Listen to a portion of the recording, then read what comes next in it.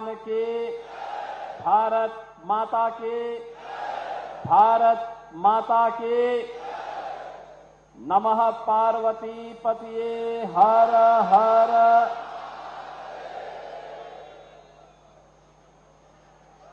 जनपद देवरिया के रुद्रपुर और बरहज विधानसभाओं से जुड़ी हुई परियोजनाओं के लोकार्पण और शिलान्यास के लिए आयोजित आज के इस कार्यक्रम में मंच पर उपस्थित उत्तर प्रदेश सरकार में मंत्रिमंडल के मेरे वरिष्ठ सहयोगी कृषि और किसान कल्याण कृषि शिक्षा मंत्री श्री सूर्य प्रताप शाही जी, केंद्रीय ग्रामीण राज्य मंत्री श्री कमलेश पासवान जी, प्रभारी मंत्री देवरिया श्री दयाशंकर सिंह जी, उत्तर प्रदेश सरकार की ग्राम्य विकास की राज्य मंत्री श्रीमती विजय लक्ष्मी गौतम जी,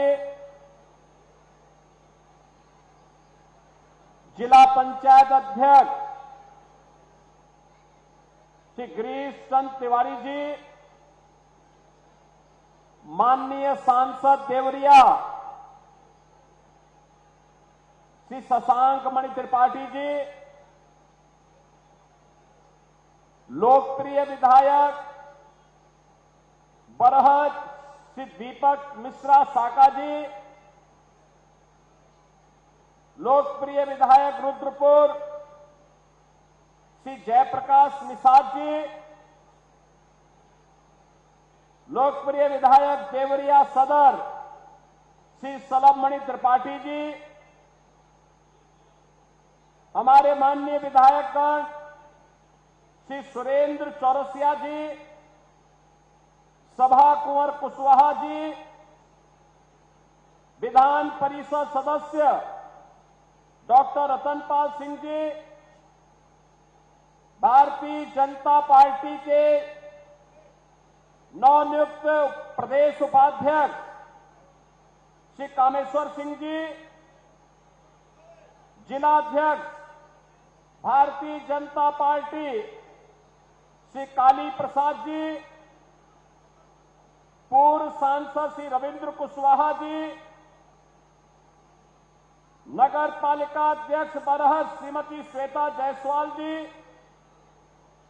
सदस्य महिला आयोग श्रीमती रितु शाही जी, छट्टेलाल निगम जी, पूर्व जिलाध्यक्ष भूपेन्द्र सिंह जी, अंतर्यामी सिंह जी, प्रदेश उपाध्यक्ष किसान मोर्चा बंधु उपेंद्र सिंह जी, भारतीय जनता पार्टी के प्रदेश के प्रवक्ता श्री एसएन सिंह जी, भारतीय जनता पार्टी और विभिन्न सामाजिक संगठनों के हमारे पदाधिकारीगण, उपस्थित सभी बहन और भाइयों, ये मेरा सौभाग्य है कि आज मुझे रुद्रपुर और बरहज विधानसभा के मध्य में इस पावन धरा पर आने का सौभाग्य प्राप्त हुआ है, जिस पावन धरा पर बाबा दुग्धेश्वर नाथ और बाबा महेंद्र नाथ जैसे पावन ज्योतिर्लिंगों का आशीर्वाद प्राप्त है। मैं इस पावन धरा को नमन करता हूं। आप सभी को आज यहां पर लोकार्पित हुई और शिलान्यास हो रही परियोजनाओं के लिए हृदय से बधाई भी देता हूं। बहनों और भाइयों, हमारा देवरिया जनपद महर्षि देवराहा बाबा की पावन साधना स्थली है। राघव बाबा ने जिस क्षेत्र से, बाबा राघव दास जी ने जिस क्षेत्र से देश की आजादी के लक्ष्य को आगे बढ़ाने के लिए कार्य किया था, ऐसी है हमारी पावन देवरिया की धरा। विरासत का और डबल इंजन सरकार के विकास का एक बेहतरीन समन्वय आज मंच पर उपस्थित इन जनप्रतिनिधियों के सामर्थ्य से, इनके समर्पण से आज देवरिया जनपद को प्राप्त हो रही हैं। आज इन सभी परियोजनाओं का उपहार आप सबको अर्पित करते हुए मुझे अत्यंत प्रसन्नता की अनुभूति हो रही है। मैं इस अवसर पर आप सबको हृदय से बधाई देता हूं, आपका अभिनंदन भी करता हूं। बहन और भाइयों, देवरिया कभी विकास के लिए हम तरसते थे, एक पुल के लिए, एक सड़क के लिए। मुझे पिछले दिनों देवरिया, पथरदेवा और रामपुर कारखाना की परियोजनाओं का शिलान्यास करने का अवसर प्राप्त हुआ था।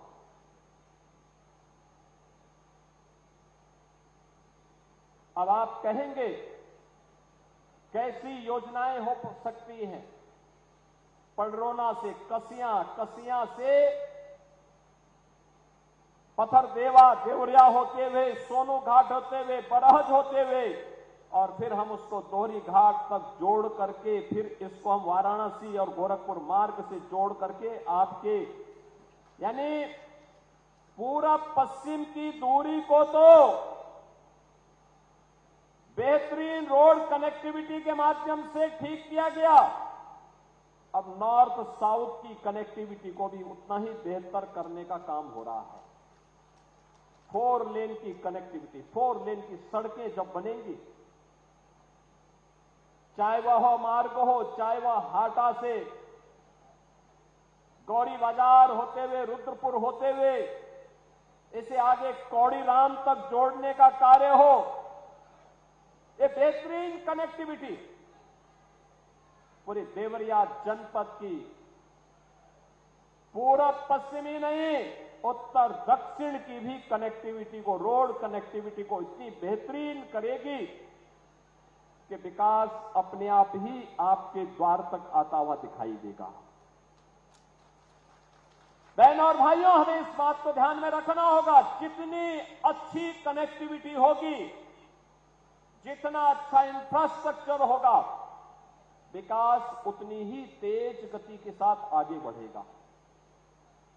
विकास के लिए जो आधारभूत संरचना चाहिए, अच्छी रोड हो, रेल की बेहतरीन व्यवस्था हो,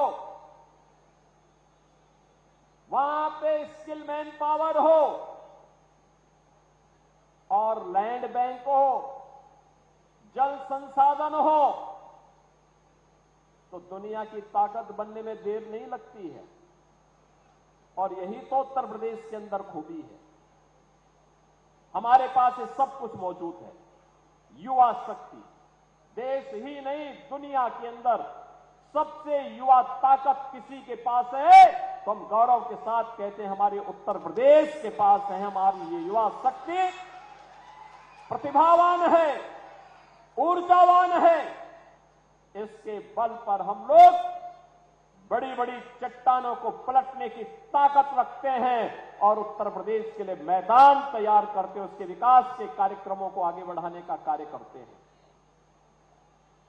आज उस युवा की स्किलिंग के लिए हम कार्य कर रहे हैं, उस युवा को रोजगार देने का कार्य कर रहे हैं।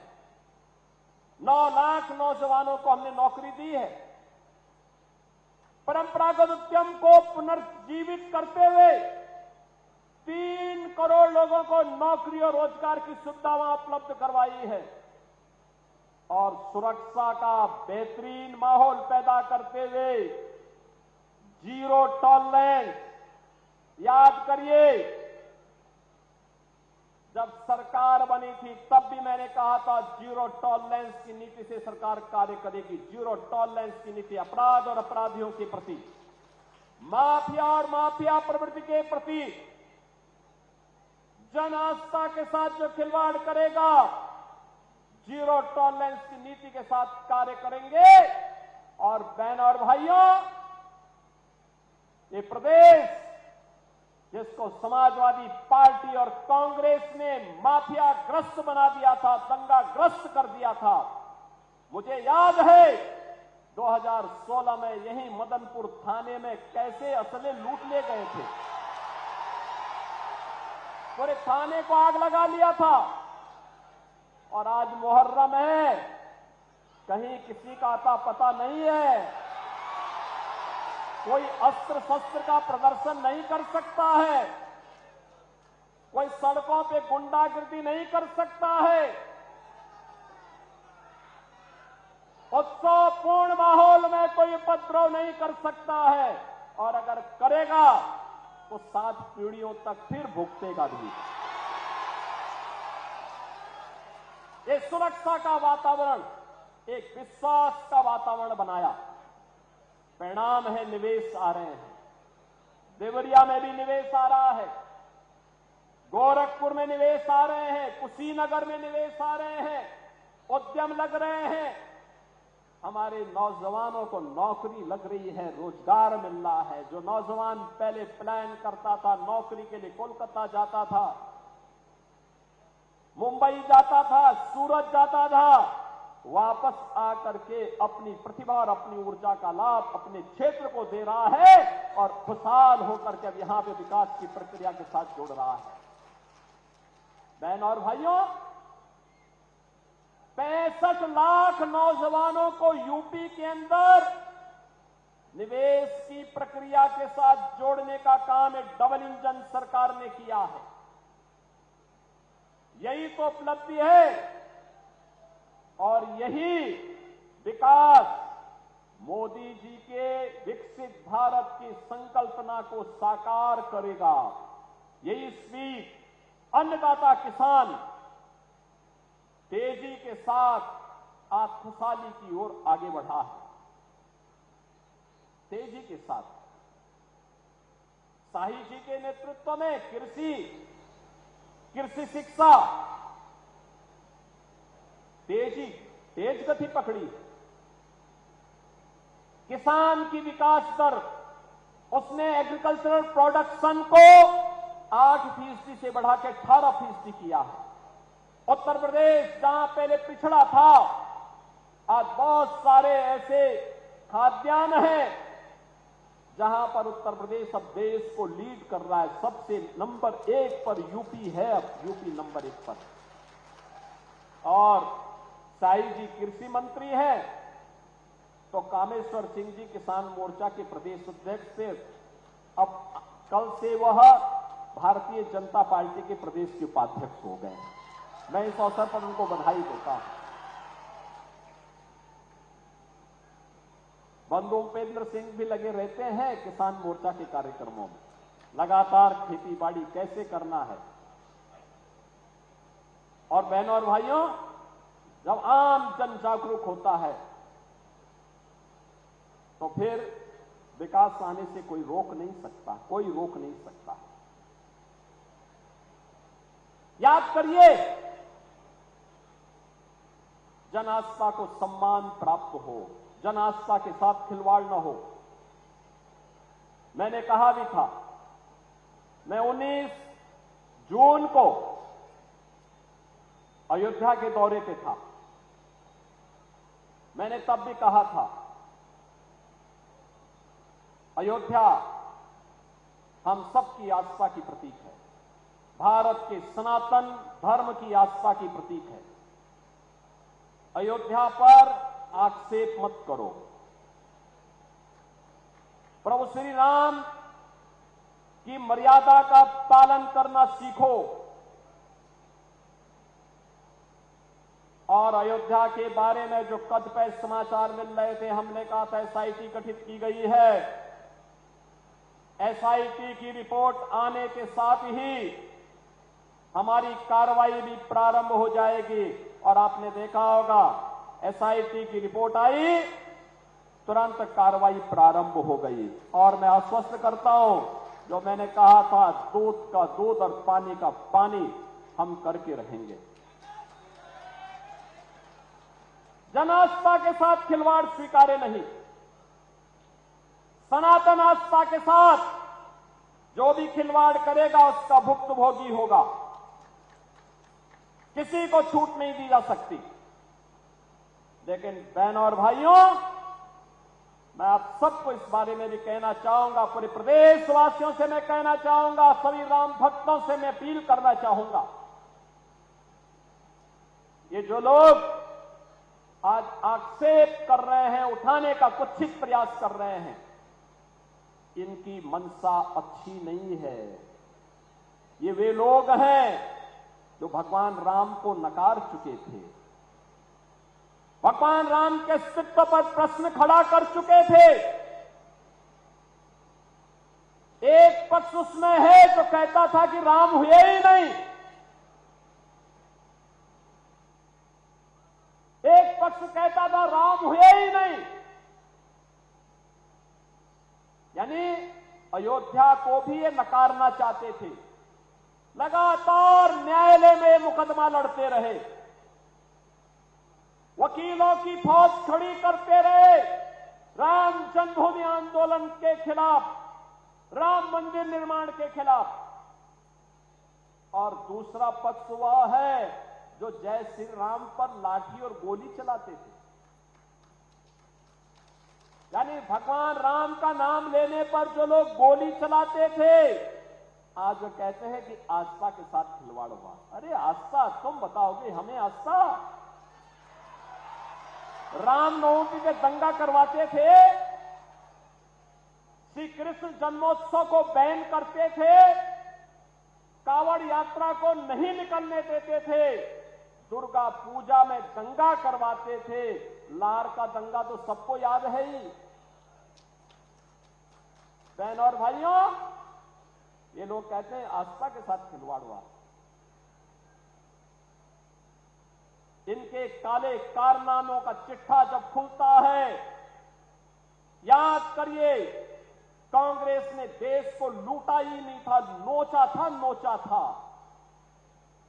बेईमानी और भ्रष्टाचार के कीर्तिमान स्थापित किए थे। बेईमानी और भ्रष्टाचार के जो कीर्तिमान स्थापित किए थे, वे आज अयोध्या पे आक्षेप लगा रहे हैं। बहनों और भाइयों, ये स्वीकार्य नहीं। सरकार की जो मंशा है, सरकार ने पहले दिन कहा कि दूध का दूध और पानी का पानी सबके सामने आएगा। लेकिन मैं फिर से अपील करूंगा, राम भक्तों की अग्नि परीक्षा मत लो। राम भक्तों के साथ, उनकी आस्था के साथ खिलवाड़ करना बंद करो। अगर तथ्य नहीं है, पुष्ट प्रमाण नहीं है, तो आरोप प्रत्यारोप बंद करो। और प्रमाण है तो एसआईटी को सबूत सहित प्रमाण प्रस्तुत करो। एसआईटी की सिफारिश के अनुरूप सरकार कार्रवाई को आगे बढ़ा रही है, और जब वरिष्ठ अधिकारियों की टीम कार्य कर रही है तो उसमें फिर राजनीतिक बयानबाजी बंद करें। समाजवादी पार्टी की सरकार को कौन नहीं जानता? जब इनकी सरकारें थी, क्या करते थे लोग? नौजवानों के लिए आने वाली नौकरियों में पैसा वसूली करते थे। पूरा खानदान निकल पड़ता था वसूली में। नौजवान को नौकरी नहीं मिल पाती थी। आज तो आपने देखा होगा आरक्षी भर्ती में हमारे देवरिया के भी भारी संख्या में सैकड़ों नौजवान देवरिया के भी भर्ती हुए। जब नियुक्ति पत्र में बांटता हूं, पूछता हूं कहां से, वो कहता है रुद्रपुर से, वो कहता है बरहत से, वो कहता है देवरिया से, वो कहता है गौरी बाजार से, वो कहता है पत्थर देवा या रामपुर कारखाना, सलेमपुर। हमें लगता है देखो, अगर ये डबल इंजन की बीजेपी की सरकार नहीं होती तो ये नौजवान नौकरी से, सरकारी नौकरी से वंचित हो गए होते। नौकरी आपका अधिकार है और आपने अधिकार इसलिए प्राप्त किया क्योंकि आपने वोट सही जगह डाला है, आपके परिवार के लोगों ने सही जगह वोट डाला है, इसलिए ये नौकरी भी आपको प्राप्त हो पा रही है। नहीं तो समाजवादी पार्टी की सरकार होती तो क्या आपको नौकरी मिल पाती? नहीं, चाचा भतीजे की जोड़ी वसूली करके सबकी नौकरी को पूरी तरह रौंद चुकी होती, नीलाम कर चुकी होती, पैसा भी निकल गए होते, नौकरी भी नहीं मिलती। जो व्यक्ति योग्य नहीं था उसी को आयोग का अध्यक्ष बना दिया था। ये तो इनके काले कारनामे थे और यही इन्होंने जिंदगी भर किया। ये पूर्वांचल एक्सप्रेसवे जो आज पूर्वी उत्तर प्रदेश की दूरी को बहुत कम कर रहा है, बहुत कम कर रहा है। कल मैं देख रहा था, कल मैं संत कबीर नगर और खजनी विधानसभा के बीच, धनकटा और खजनी विधानसभा के बीच ऐसे ही एक कार्यक्रम में गया था और वहां पर मैं देख रहा था पूर्वांचल एक्सप्रेसवे की कनेक्टिविटी ने लोगों के जीवन में कैसे परिवर्तन किया है। बहनों और भाइयों, ये पूर्वांचल एक्सप्रेसवे समाजवादी पार्टी ने इसका टेंडर कर दिया था 2016 में। ध्यान से सुनिए, टेंडर किया था इन्होंने 110 मीटर चौड़ा, 340 किलोमीटर लंबा। इसकी लागत इन्होंने तय की थी 15,800 करोड़ रुपए में। 15,000 करोड़ रुपए से ऊपर की लागत इनके समय में आ रही थी। जब सरकार आई, बीजेपी की सरकार आई, मैंने 4-5 महीने के बाद जब मैं समीक्षा कर रहा था, मैंने पूछा भी क्या प्रगति है पूर्वांचल एक्सप्रेसवे की। मुझे बताया गया कि जीरो। मैंने कहा जीरो क्यों? कहा साहब जमीन ही नहीं है। मैंने कहा जमीन नहीं तो टेंडर कैसे हो गया? फिर मैंने पूछा ये बताओ कि जमीन के लिए क्या कर रहे हो? कोई भी हरकत नहीं। हमने कैंसिल किया। मैंने कहा पहले जमीन लो। जमीन लेने के साथ पहले अलाइनमेंट फिर से बनाया गया, ठीक 341 किलोमीटर लंबा। लोगों ने कहा कितना चौड़ा होना चाहिए? मैंने कहा पहले 110 मीटर था, उसको 120 मीटर करो। हो सकता है बाद में कभी हमें इसकी चौड़ाई बढ़ानी पड़े, कभी हो सकता है प्रधानमंत्री मोदी जी के विजन के अनुरूप हाई स्पीड ट्रेन इस पे चलानी पड़े।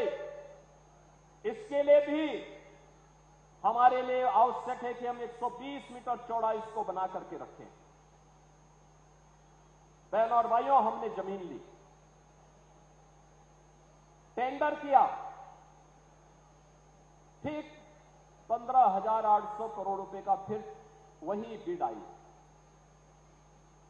मैं उसको देख रहा था, मैंने कहा यार मैं भी समझ में नहीं आया कि 15,800 करोड़ रुपए 2016 में और 15,800 करोड़ रुपए यही 2018 में भी क्यों आ रहा? 3 यानी 2 वर्ष के बाद भी वही बिड। फिर मैंने कहा हम लोग 10 मीटर चौड़ा भी बना रहे हैं इसको। मैंने फिर कैंसिल किया और तीसरी बार मैंने टेंडर करवाया। मैंने उसके कुछ शर्तों को सरल किया और टेक्निकल और फाइनेंशियल बिड एक साथ मंगाई। आप जानते हैं कितने में हम लोगों ने ये एक्सप्रेसवे बनाया है? 11,200 करोड़ रुपए में। 11,200 करोड़ रुपए। ये जो 3 से 4 हजार करोड़ की डकैती पड़ रही थी ना, यही समाजवादियों की डकैती है, यही समाजवादियों की डकैती है। और इसी डकैती को रोका है डबल इंजन की सरकार। और इसीलिए तो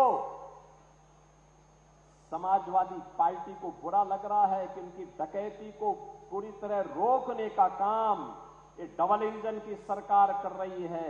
इसलिए छटपटाहट है, छटपटाहट है। उसी छटपटाहट में जब इनको कुछ नहीं मिला तो जन आस्था के साथ खिलवाड़ कर रहे हैं, राम भक्तों पर आक्षेप कर रहे हैं, अयोध्या धाम को बदनाम कर रहे हैं।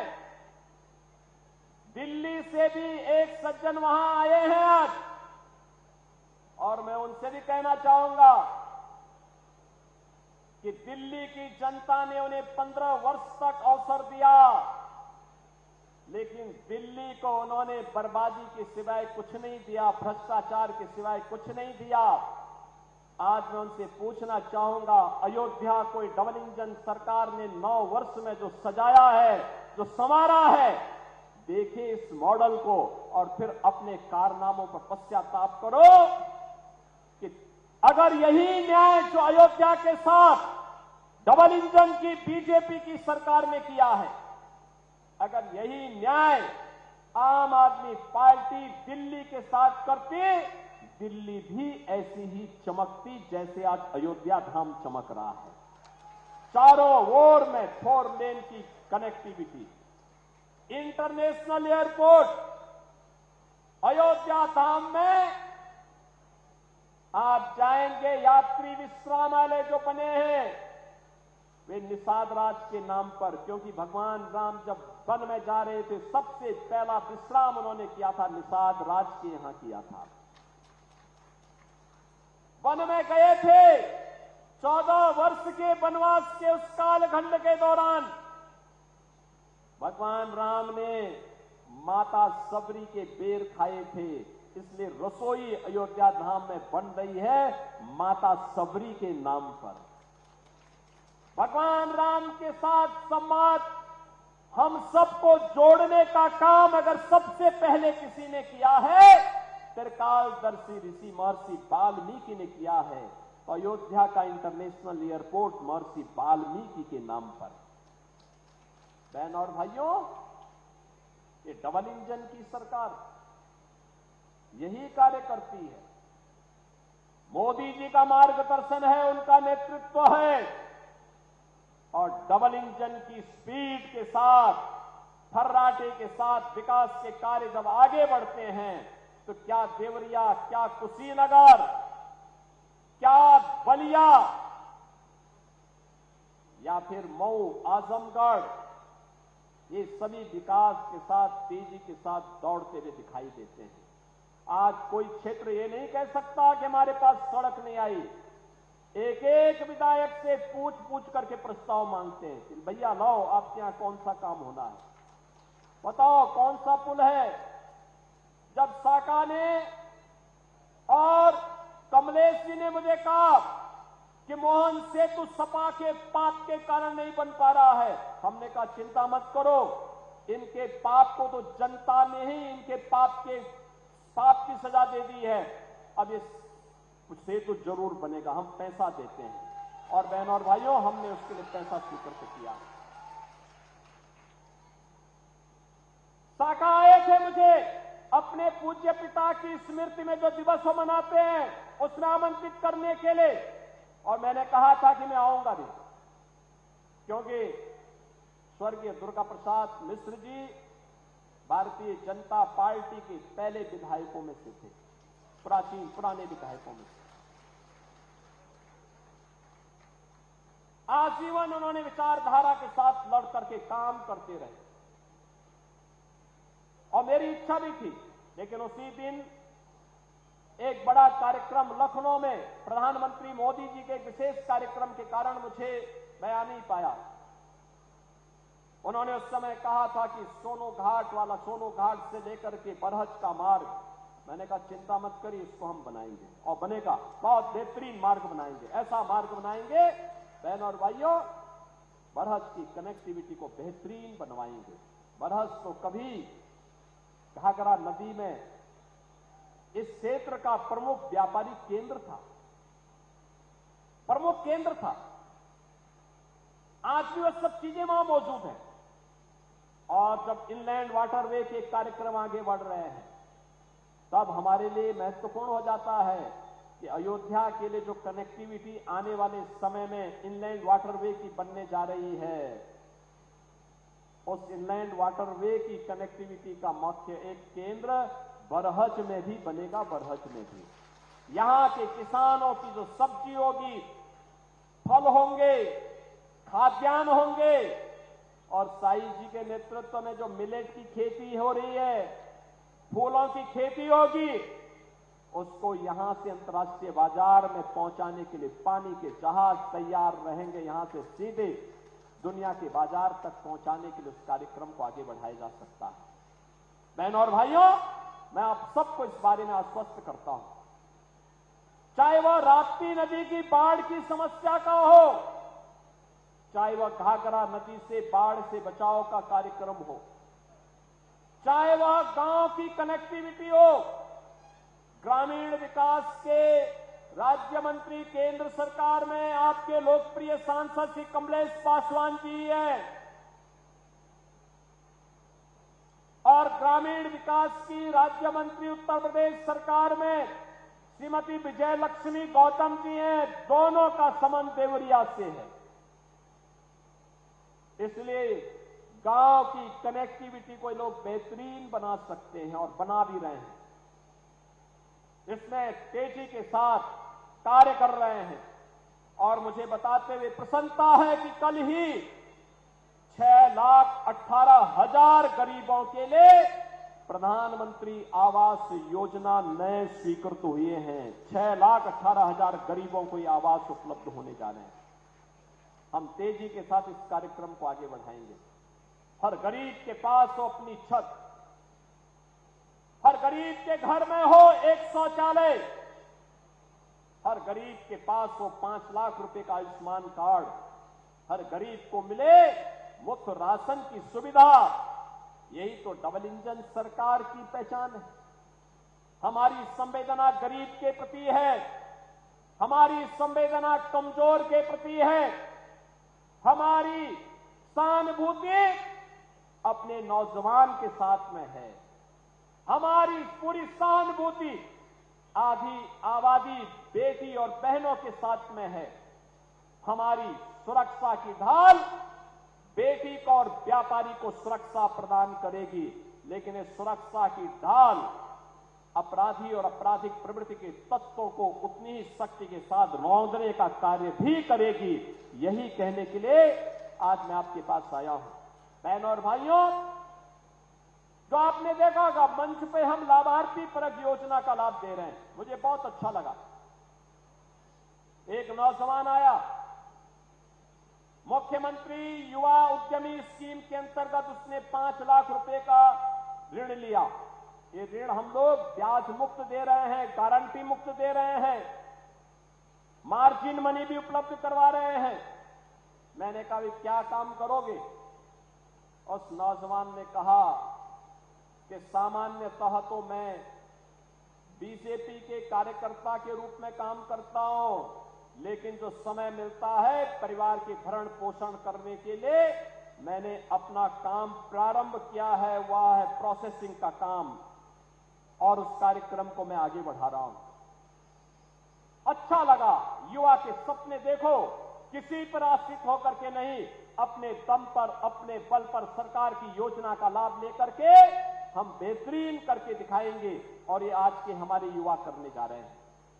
एक नौजवान दूसरा आया युवा उद्यमी स्कीम के अंतर्गत। मैंने उससे पूछा क्या काम करोगे? उसने कहा कि अब तक तो हम बीजेपी के कार्यक्रम के साथ जुड़ करके लगातार जाते थे, कहीं जाते थे, कार्यकर्ताओं को चाय और मिठाई खिलाने के लिए हमें परेशानी होती थी। अब मैं मिठाई की दुकान स्वयं खोलूंगा तो कम से कम बीजेपी के कार्यकर्ता मिठाई तो खाएंगे। यह है सपना, स्वावलंबन और सपने को साकार करने का तरीका। स्कीम है, नौजवान जुड़े। हर एक क्षेत्र में बहुत संभावनाएं हैं। पीएम सूर्य घर मुफ्त बिजली योजना, रूफटॉप सोलर की व्यवस्था बिजली के बिल को आधे से कम कर देगा। हमें इस स्कीम का लाभ लेना चाहिए। बड़े पैमाने पर लगाए जा रहे हैं, और बिजली तो वैसे भी आवश्यक है, लेकिन पीक आवर में इसकी मांग बहुत ज्यादा बढ़ जाती है। सरकार दे रही है, ये डबल इंजन की सरकार है, जनता की हर अपेक्षा पर खरी उतरेगी, उसके लिए हर सुविधा उपलब्ध करवाएगी। ये सपा, बसपा और कांग्रेस की सरकारें नहीं है जो अंधेरे में लोगों को रखती थी, क्योंकि अंधेरे में ही ये जनता के हक पर डकैती डालते थे, इसलिए ये बिजली नहीं देना चाहते थे, सड़कें नहीं बनाना चाहते थे, बाढ़ की समस्या से ग्रसित करके इंसेफ्लाइटिस से इस पूरे क्षेत्र को तबाह किए हुए थे, नौनिहालों के जीवन के साथ खिलवाड़ कर रहे थे। मैं भी आ रहा था तो मंच पर आने के पहले मुझे 2 बच्चों का अन्नप्राशन करने का अवसर प्राप्त हुआ, 6 महीने के बच्चे, लेकिन जब वो मेरे पास आए रो नहीं रहे थे, हंस रहे थे। उनके परिवार के लोग भौचक थे कि देखिए मुझे पहली बार देख रहे हैं लेकिन हंस रहे हैं। तो मैंने कहा उसको मालूम है, उन बच्चों को मालूम है कि डबल इंजन सरकार उन मासूम बच्चों के जीवन को सुरक्षित करने वाली सरकार है। नहीं तो बहनों और भाइयों, इंसेफ्लाइटिस की कहर इस पूर्वी उत्तर प्रदेश के अंदर कैसे उन मासूम बच्चों को निकल जाती थी। हर परिवार सुशंकित रहता था, हम लोग स्वयं सुशंकित रहते थे कि पता नहीं कौन परिवार चपेट में आ जाए। आज मुझे अच्छा लगता है जब मैं इन बच्चों को हंसते हुए देखता हूं, जब बेटियों को स्कूल जाते हुए देखता हूं, और अब उनके पैर नंगे नहीं होते हैं, जूते और मोजे पहन करके वे बेटियां स्कूल जाती, तो मुझे अच्छा लगता है कि देखो नए भारत में बेटी किस स्वाभिमान के साथ पढ़ने के लिए जा रही है। और मैं कहूंगा आप सबसे भी, हमारा दायित्व बनता है कोई बच्चा शिक्षा से वंचित न रहे, उसको साक्षर बनाने में हम योगदान दें, स्कूल भेजें। सारी सुविधा सरकार दे रही है, सभी प्रकार की सुविधाओं से इन्हें आच्छादित कर रहे हैं। और ग्राम पंचायतों को मैं कहूंगा हमारा दायित्व, हमने ग्राम प्रधानों के अभी कार्यकाल को बढ़ाया है, वे कार्य करें, मजबूती के साथ कार्य करें, कोई समस्या नहीं आएगी। लेकिन अपने गांव में देखें, कोई गरीब भूखों न रहने पाए, कोई निराश्रित महिला पेंशन के भाव में न रहने पाए, किसी निराश्रित के घर में राशन नहीं पहुंच रहा है, हम उसके घर में राशन पहुंचाने की व्यवस्था करें। सरकार की सुविधा है, आप उस तक पहुंचाइए। किसी परिवार को देखभाल करने वाला कोई नहीं, तो आप उस तक उस सुविधा पहुंचाइए। आपको हमने अधिकार दे रखा है, अगर किसी निराश्रित की दुर्भाग्य से बीमार हो जाता है, उसकी सहायता करने के लिए आपके पास धनराशि उपलब्ध करवाइए। पैसा कम पड़ता है, हमारे विधायकों के पास जाइए, सांसदों के पास जाइए, वे जो भी रिकमेंडेशन करेंगे पैसा हम उपलब्ध करवाएंगे, पैसे की कमी नहीं पड़ने वाली है। लेकिन कोई व्यक्ति अभाव में न रहने पाए, उसको सुविधा संपन्न करिए। ये पुण्य का कार्य भी है और हमारा राष्ट्रीय दायित्व भी है। अपने इस राष्ट्रीय दायित्व का निर्वहन करने के लिए हम सबको प्राण प्राण से मिलकर के आगे कार्य करना होगा। और आज इसीलिए मैं आप सबके बीच में आया हूं आपसे कहने के लिए, ये काम इसलिए हो पा रहे हैं बहनों और भाइयों, क्योंकि आपने अच्छे विधायक चुने हैं। यहां पे श्री साका मिश्रा जी को, दीपक मिश्रा जी को आपने बढ़त से चुना है, और रुद्रपुर में श्री जयप्रकाश निषाद जी को आपने चुना है। और देवरिया के लोगों का तो मैं विशेष रूप से अभिनंदन करूंगा, विशेष रूप से अभिनंदन करूंगा देवरिया वासियों का, कि देवरिया में 7 विधानसभा देवरिया जनपद ने भारतीय जनता पार्टी को जिता करके भेजा। यहां पे 2 सांसद श्री शशांक मणि त्रिपाठी जी और कमलेश पासवान जी, ये दोनों जीत करके गए हैं। जब एक विचारधारा के विधायक, सांसद, सरकारें होती हैं तो विकास को आने से कोई रोक नहीं सकता है। और बहनों और भाइयों, वही विकास आपके द्वार लेकर के आज हम सब आपके बीच इन दोनों विधानसभाओं की विकास की परियोजनाओं को लेकर के आए हैं।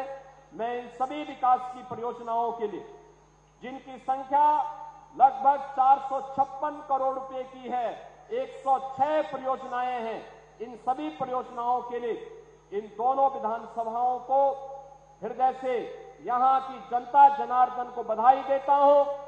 दोनों जनप्रतिनिधियों और सांसद जी को मैं हृदय से धन्यवाद देता हूं। आप सभी के प्रति, मंचस्थ सभी जनप्रतिनिधियों के प्रति अपनी शुभकामनाएं देता हूं कि विरासत और विकास का ये अद्भुत समन्वय निरंतर आगे बढ़ते रहना चाहिए। इस विश्वास के साथ आप सबके प्रति मेरी मंगलमय शुभकामनाएं हैं। आप सब विकास और विरासत को इसी प्रकार से अपना संरक्षण प्रदान करते रहें, इस विश्वास के साथ अपनी वाणी को देता हूं विराम। जय जय श्री राम, जय श्री राम। मुख्यमंत्री योगी आदित्यनाथ को देवरिया से आप सुन रहे थे। 106 विकास परियोजनाओं की बड़ी सौगात आज मुख्यमंत्री योगी आदित्यनाथ ने दिया है और लाभार्थियों को प्रमाण पत्र भी मुख्यमंत्री योगी आदित्यनाथ ने सौंपा है। इस दौरान आप